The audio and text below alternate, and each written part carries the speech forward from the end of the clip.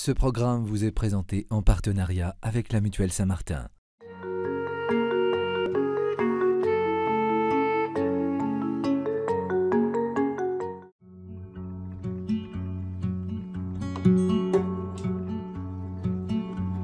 Une famille chrétienne, comme son nom l'indique, c'est une famille qui vient du Christ et qui va vers le Christ. Ce qui nourrit l'identité chrétienne de notre famille, eh bien, tout simplement, c'est le lien au Christ.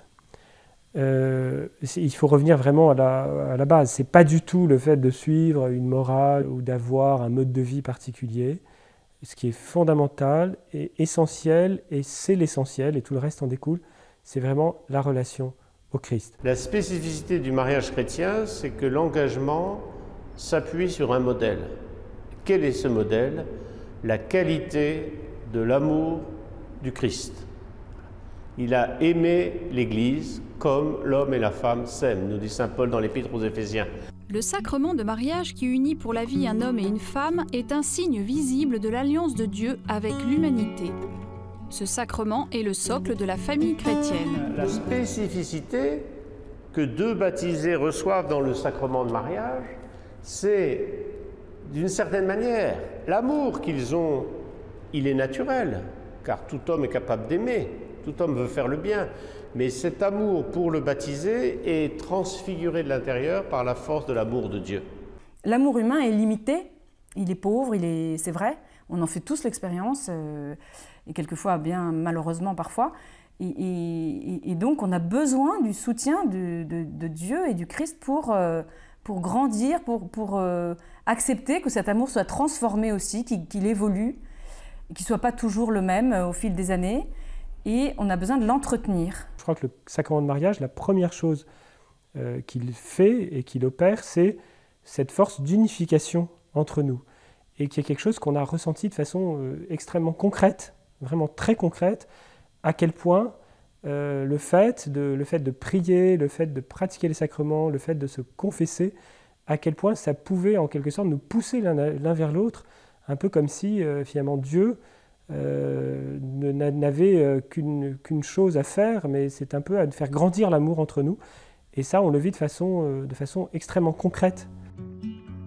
La famille chrétienne est la cellule de base de la grande Église. Elle tire de celle-ci ses ressources et sa vitalité. Ce qui nourrit la spécificité chrétienne de la famille, c'est rien d'autre, mais c'est tout cela que ce qui nourrit la vie chrétienne normale. Et qu'est-ce qui nourrit la vie chrétienne normale? Les sacrements, la prière, la parole de Dieu, la charité en acte, etc. Et donc la question importante, me semble-t-il, c'est quelle est la place que Dieu a dans notre famille? Ce qui est important, c'est que chacun des membres de la famille, à commencer par nous bien sûr, eh bien, nous ayons cette relation d'amour personnel avec le Christ, dans la prière, dans les sacrements, et c'est ça qui va faire en fait que nous sommes chrétiens. Si l'idéal du mariage chrétien est exigeant, c'est parce qu'il est à la mesure de la nature de l'amour de Dieu. L'amour de Dieu, il est libre, il est fidèle, il est indissoluble et il rayonne. Voilà. Et ça, c'est très important. Et donc, ça donne un chemin original, singulier. Car pourquoi accepter de vivre la fidélité? Eh bien parce que je sais que l'amour de Dieu est fidèle. Pourquoi accepter de vivre un mariage unique? Parce que je sais que l'amour de Dieu, il est unique. Et du coup, ça donne sens à ce que je vis. Ce n'est pas une contrainte.